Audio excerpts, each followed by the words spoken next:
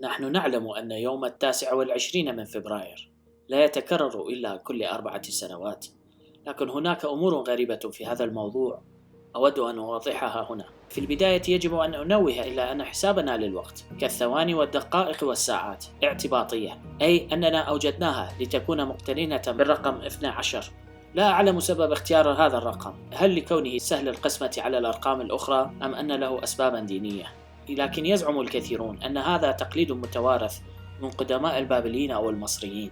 الحساب الأساسي للوقت هو دوران الأرض حول محوره الذي يعطينا الأيام، ودوران الأرض حول الشمس الذي يعطينا المواسم. ونحن نعلم أن كل 365 دورة للأرض حول نفسه يمثل سنة أو دورة كاملة حول الشمس. تبين لاحقا أن هذا الرقم غير دقيق، هناك فرق ربع يوم مع كل سنة. الصحيح أن الدوران هو كل 365 يوما وربع اليوم، وهو 6 ساعات.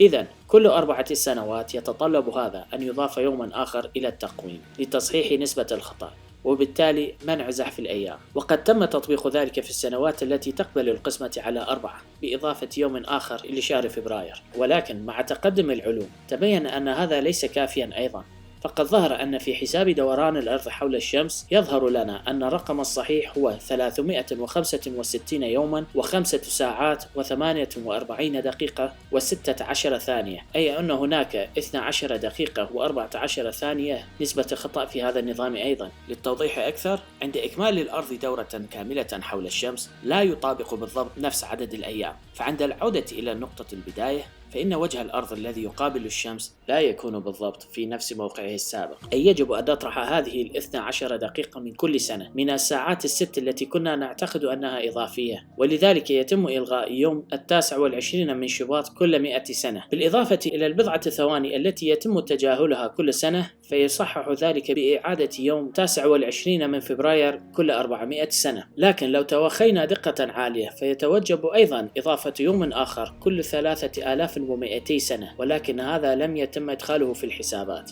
بشكل عام تعتبر السنة كبيسة إذا كانت تقبل القسمة على 4، وتلغى الكبيسة إذا قبلت القسمة على 100، وتعود كبيسة إذا قبلت القسمة على 400. ولذلك لا يوجد في التقويم يوم 29 من فبراير 1900 أو 1800، فهي لا تعتبر كبيسة، ولكن أغلبنا عاش سنة 2000 والتي تقبل القسمة على 400، لذلك كان هناك يوم 29 من فبراير. النظام الشمسي معقد بعض الشيء، وقد تم إدخال التحسينات عليه. ففي عهد الجمهورية الرومانية ألغى يوليوس قيصر العمل بالنظام القمري وتبنى التقويم المصري المستند على الشمس، وكان كما نفهمه بشكل مبسط سنة كبيسة كل 4 سنوات.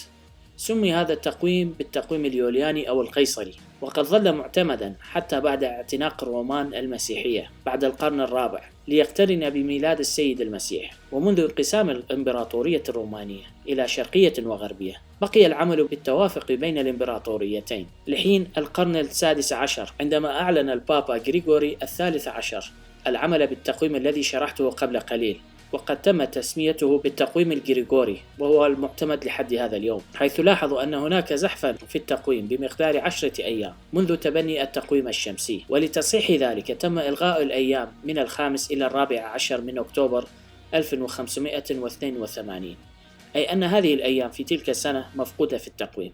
ولكننا نتحدث هنا عن التفرقة بين الإمبراطوريتين الشرقية والغربية ووريثتيهما الفاتيكان والكنيسة الشرقية، وبسبب ذلك لم تتبنى الكنيسة الشرقية هذا النظام وبقيت على التقويم القيصري، وبهذا بقيت معظم الدول الأرثوذكسية على هذه الشاكلة حتى سقوط النظام القيصري في روسيا عام 1917. فمنذ غريغوري ولحد نهاية الحرب العالمية الأولى كان هناك فارق بين النظامين مقداره 11 يوما، حتى أن ثورة أكتوبر في روسيا حصلت في 7 من نوفمبر، وهذه من المفارقات الغريبة. ولكن الاتحاد السوفيتي قرر الاعتماد على التقويم الغريغوري ليكون متزامنا مع العالم ولتصحيح فارق الأيام، وبذلك ينقرض التقويم القيصري.